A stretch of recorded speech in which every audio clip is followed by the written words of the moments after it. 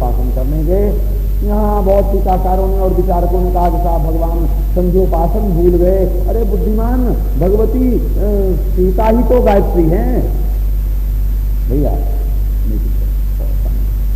देखो वो भगवती सीता ही तो गायत्री हैं जो अस्माकं धिया धर्मान विषय बुद्धि प्रचोदया, और कहते हैं जासु कृपा निर्मल मति पाऊं, जिसके कृपा से निर्मल मति प्राप्त हो वो गायत्री हैं, और जिनको निर्मल मति प्रदान करे वो सीता है। तो क्या फर्क हुआ? हाँ, तो उन्हीं की तो आराधना कर रहे थे। और हम संधि काल में जब संध्योपासन करते हैं तो गायत्री की तो उपासना करते हैं। तो रामभद्र ने कैसे माना गया कि संध्योपासन नहीं किया? हाँ, विधि का निषेध कैसे कर सकते हैं? तो भगवान राघवेंद्र संध्योपासन करके आए, गुरु के चरणों में प्रणाम किया, शयन किया, और जब प्रभात काल हुआ तो उसे लक्ष्मण शादी प्रकार शादी को अरुणोदय हो रहा, शादी हाँ अरुणोदय हो रहा।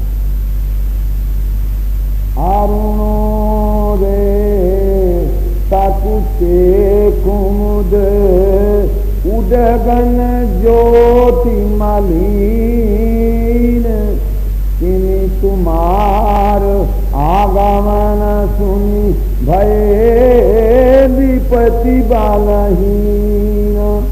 लक्ष्मण सूर्योदय हो रहा है, हाथ जोड़कर बोले महाराज आप तो कह रहे हैं सूर्योदय अरुणोदय हुआ है। महाराज तो आपका आगमन ही नया अरुणोदय है। ये अरुणोदय तो रोज होता है, आपका आगमन ही नया अरुणोदय है। और अरुणोदय होते ही सुमिर सोम फटने लगता है, जैसे आपके आते ही समस्त चमकते हुए जो राजा थे वो कुछ बलहीन हो गए। जैसे नक्षत्र मंडल तभी तक चमकता है जब तक अरुणोदय नहीं, और अरुणोदय होते ही अरुण जो है वो सूर्य का सारथी और शिष्य है। आध्यात्मिक क्षेत्र के महानुभाव लोग एक ऐसा अपने चारों ओर मंडल रखते हैं जो दिव्य होता है, और जो उनकी रक्षा भी करता है और जो उनसे रक्षित भी रहता है।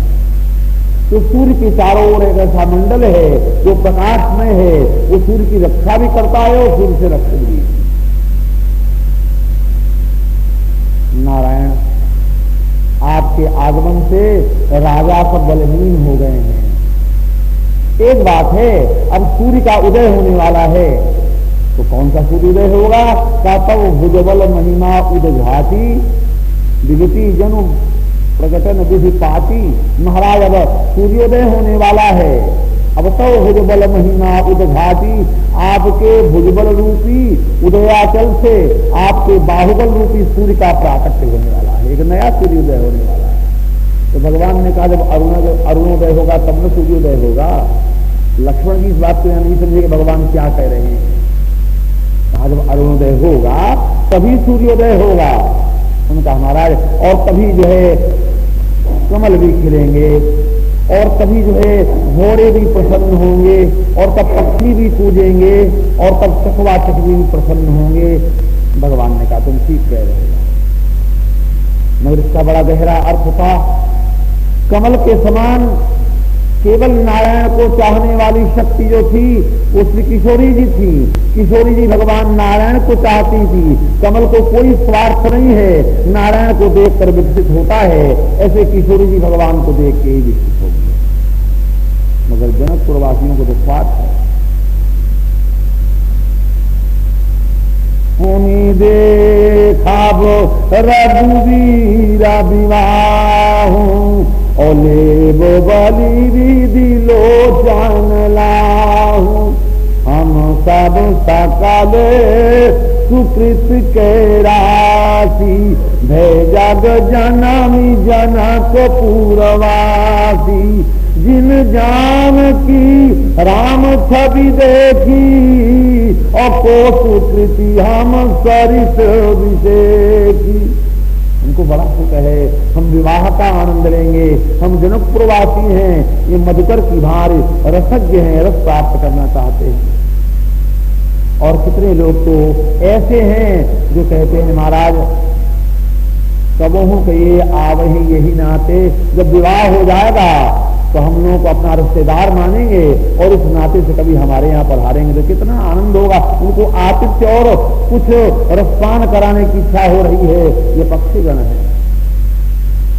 और चकवा तकलीफ की भांति महाराज जनक और सुनैना है, जिनके जीवन में अब तक दुख ही दुख, वियोग ही वियोग है, कभी संयोग नाम की वस्तु ही नहीं, जीवन में कभी सुख प्राप्त ही नहीं हुआ, साधना के अग्नि पर सर्वदा तपते रहे, आज इनको भी सुख प्राप्त होगा।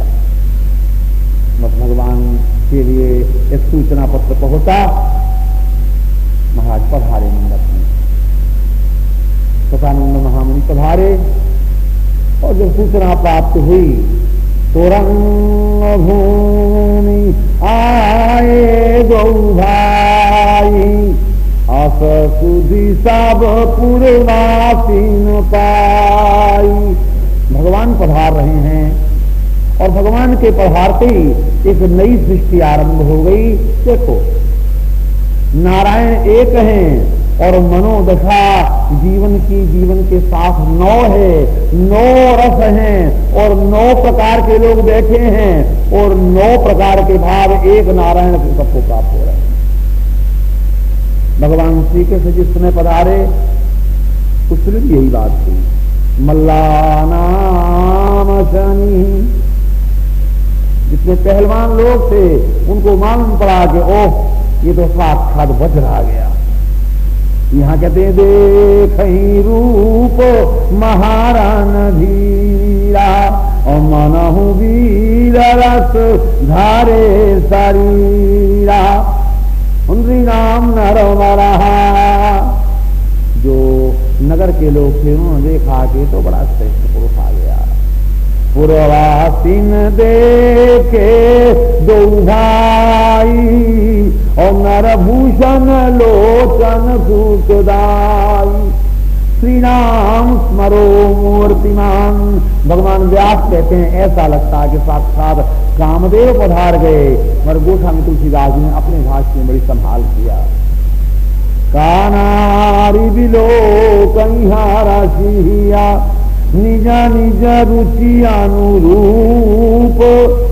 देखो भाई, स्नेह का वितरण तो होता है, माँ के रूप में भी होता है, बहन के भी रूप में होता है, पुत्री के रूप में भी होता है और बड़े रिश्तेदारों के रूप में होता है। तो बड़े पुलकित और गदगद हो गए।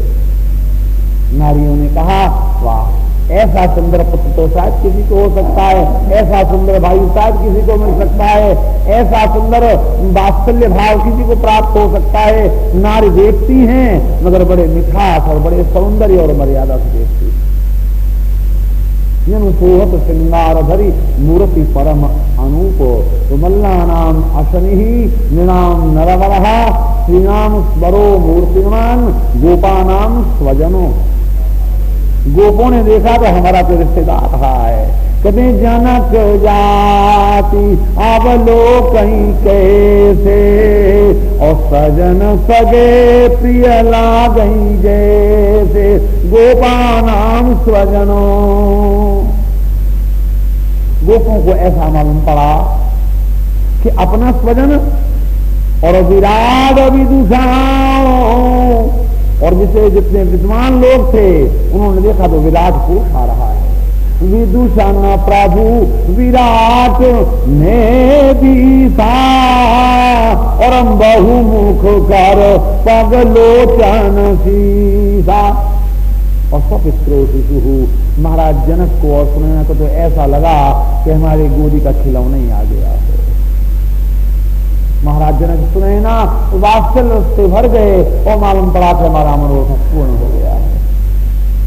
तत्वम परम योगिनाम। योगियों को मालूम पड़ा कि परम तत्व आ गया। योगिन परम तत्व में भाषा शांत शुद्ध सन सहज प्रकाशा। और जितने कपटी राजा लोग थे उनको तो मालूम पड़ा कि जैसे जो छद्म वेश में थे उनको तो रहे असुर छल छोनिक देखा तो प्रकट काल समझ।